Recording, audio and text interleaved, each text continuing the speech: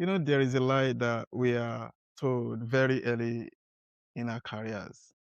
It is a very comfortable one that I also believed for a very long time in my early career days. The lie is that if you keep your head down, do your work, and exceed every expectation, you will rise to the top. We treat our careers like a math problem. If effort plus skill equals success, then if I just add more effort, the results should come and be evident to all. But then you look around, you see colleagues who are not necessarily working harder than you. Maybe they are leaving at 5 p.m. while you're still resolving a critical issue. And yet, they are the ones moving past you on the corporate ladder. They get that stretch assignment, they get the visibility, and they go on to get the promotion. And you are left wondering, what is the variable? What exactly am I missing? I am Raphael Olushola Adeyemo, and this is the Pathfinder Conversations. In my last solo episode, I talked about the 5 realities shaping 2026. And if you have not listened to that yet, I encourage you to go back and check it out on YouTube or wherever you get your podcast from. Especially the part where I spoke about clarity as being our only advantage in this noisy and complex world. Today, I am going to apply that extreme clarity to a topic that is stalling too many brilliant professionals. The difference between a mentor and a sponsor. In the corporate world, we use these words interchangeably, like they are the same thing, but they are not. And confusing them is dangerous. In fact, the data shows that this confusion is exactly why so many high potential professionals, especially women and people of color, find themselves stuck in the middle, watching the ceiling get further away from them. A few years ago, the Harvard Business Review published a finding that women are often over-mentored and under-sponsored. Think about that. Over-mentored. You have plenty of people willing to grab a coffee with you. You have plenty of people willing to give you advice on your presentation style, communication skills, or even listen to some of your frustrations. Well, you have very few people willing to walk through the door to get you promoted when you are not in the room. And that is the fundamental difference. The United States Air Force has a saying that I love for its simplicity. A mentor talks to you, a sponsor talks about you. A mentor is a mirror. They help you see yourself. It is a safe harbor where you can share the good, the bad, and the ugly without judgment. A sponsor is a spotlight. They hire a senior leader with a seat at the table who uses their political capital to advocate for you. And why does this matter right now? It does because the meritocracy trap is real. Performance, the actual doing of the work, is becoming commoditized. Sylvia and Hewlett developed the PIE model of success. It breaks down your promotability into 3 pieces.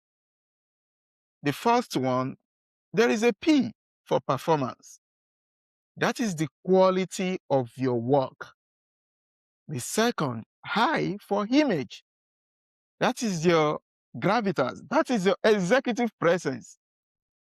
The third, E for exposure. That's who knows about you. Most of us spend 90% of our energy on performance. But the data tells us that once you reach a certain level in your career, performance accounts for only about 10% of your promotability. That does not mean performance does not matter.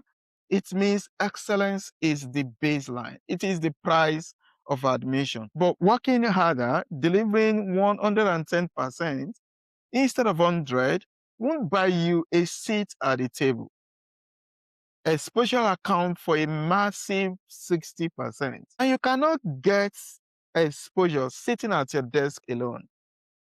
You get exposure when a sponsor carries your paper or your work into a room you are not invited to.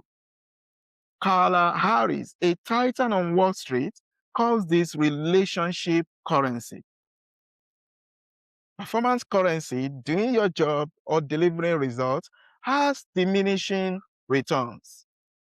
Once people know you are good, doing more work just cements you as a reliable worker.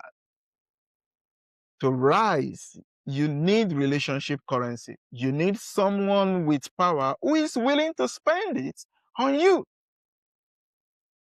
And I know this can feel a little bit frustrating.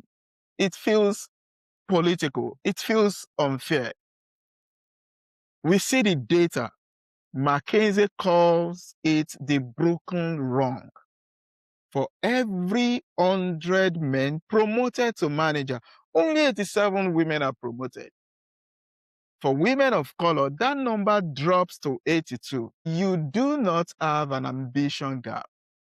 You have a sponsorship gap. So the question is, how do we fix this?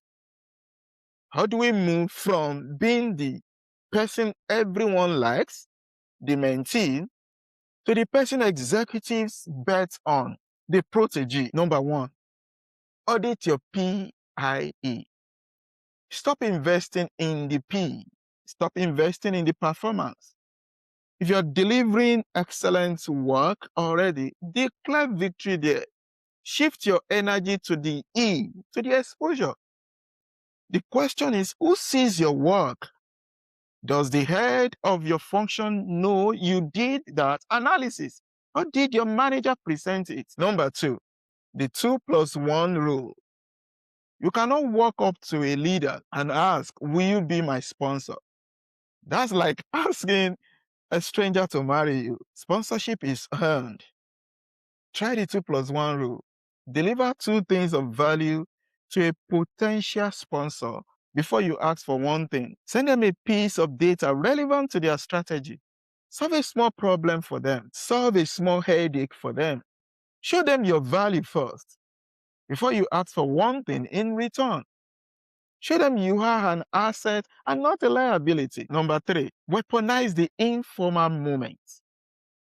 Carla Harris talks about the frequency of touch. You don't need a formal meeting. It's the elevator ride.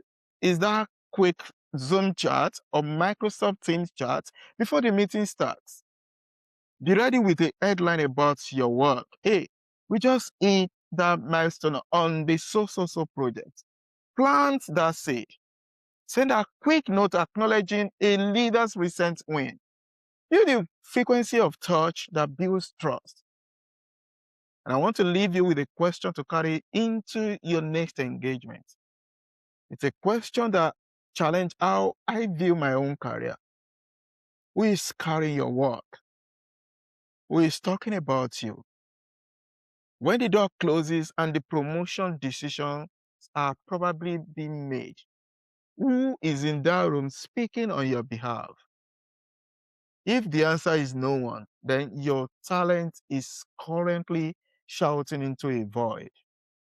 It is time to find your voice in that room. If this conversation struck a chord with you, if you realize you have been working hard but investing in the wrong career currency, I want to hear from you.